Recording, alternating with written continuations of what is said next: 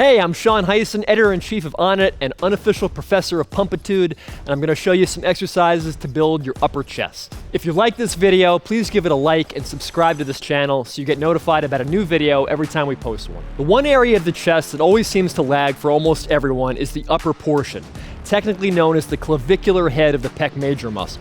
Its fibers start on your collarbone and they run diagonally down to your upper arm bone. Conventional wisdom on how to build the upper chest always seems to be you gotta do more incline presses and flies, but there's a little more nuance to it than that. Let's look at what it takes to make gains with your upper chest, and then I'll give you 2 sample workouts that will help bring it up. How to train upper chest. The main function of the pecs is to pull your arms in front of your body and across your body. Remember that we said the upper pec muscle fibers run diagonally, so that means they work the hardest when they bring your arms forward on an upward angle, i.e. along the same path that those muscle fibers run. Therefore, all your pressing and flying for the upper pecs should be done with that same upward trajectory. Another thing you should know is that the pecs use the rib cage for leverage, and that means your elbows need to be close into your body on your pressing exercises in order for the pecs to be their strongest. A big mistake people make is doing presses with their elbows out wide, and that transfers the tension more to the front deltoids. Take note of this. If your elbows are out wide, it doesn't matter what incline you have your bench set to. You won't work the pecs as hard as you could if your elbows were tucked in. Sample upper chest workout A. Perform the following exercises for your upper chest. When you're done with those, you can add a third exercise that targets your middle or lower chest, such as a flat press, a high to low fly, or a dip. Or you can go on to work your shoulders and triceps for a full push day workout. Either way, you don't need to do more than 2 upper chest focused exercises in one workout. Number 1, dumbbell incline press with semi-pronated grip. 2 sets, 6 to 8 reps. Doing your incline press with your wrists angled about 45 degrees will make it easier to keep your elbows close to your sides on the way down, and that leads to better pec recruitment. Step 1. Set an adjustable bench to a 30 to 45 degree angle. Grasp a pair of dumbbells and lie back on the bench, making sure your entire back is in contact with it. Do not arch your back so that it causes your lower back to rise off the pad. Doing so would shift the emphasis of the exercise to the sternal pec fibers, the middle chest, and that's not the part we're trying to target. Step 2. Start with the dumbbells just outside your shoulders, elbows bent, and your wrists in a semi-pronated or palms facing position. Step 3. Keeping your elbows pointing at about 45 degrees, press the dumbbells straight up until your arms are just shy of full lockout.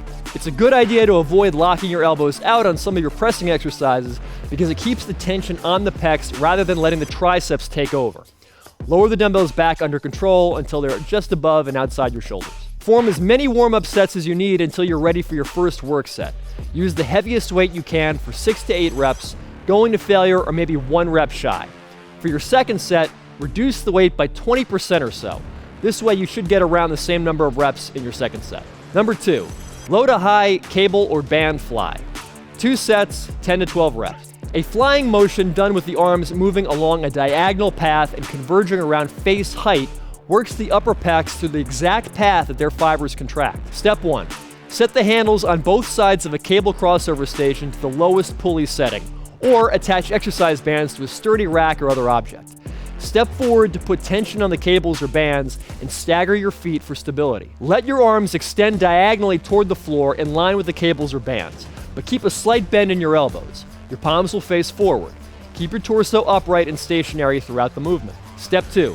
Contract your pecs to lift the cables or bands upward and in front of your body. At the top of the rep, your hands should be touching each other in front of you at around face level.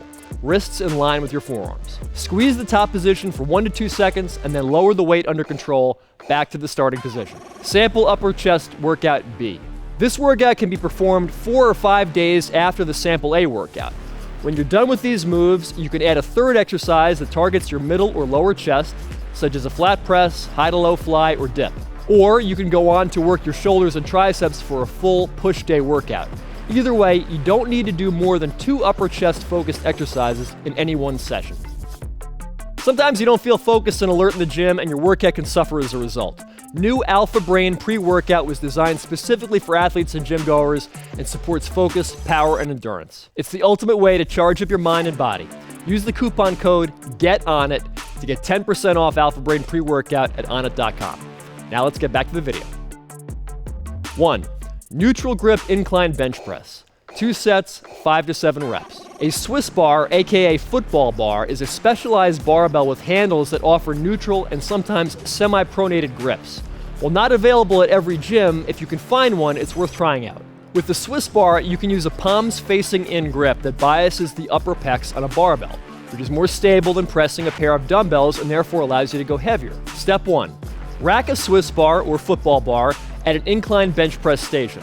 Lie back on the bench and grasp the neutral or semi-pronated grips. That means palms facing each other or a little angled, with your hands just outside shoulder width. Step 2. Unrack the bar and lower it under control to your upper chest with your elbows tucked in close to your sides, about 45 degrees from your torso. Step 3. When the bar touches your upper chest, explosively press it straight up to full arm extension, keeping your elbows tucked in as you press. Perform as many warm-up sets as you need until you're ready for your first work set. Use the heaviest weight you can for 5 to 7 reps, going to failure or maybe 1 rep shy. For your second set, reduce the weight by 20% or so. This way you should get around the same number of reps in your second set. Number 2, push up with feet elevated. 2 sets, 8 to 12 reps. You don't always need an incline bench to work the upper chest. You can angle your body so that your arms push in the same path by elevating your feet on some boxes or mats. The push-up with feet elevated is a good exercise to do at home or anytime you can't find a free bench at your gym. Step 1.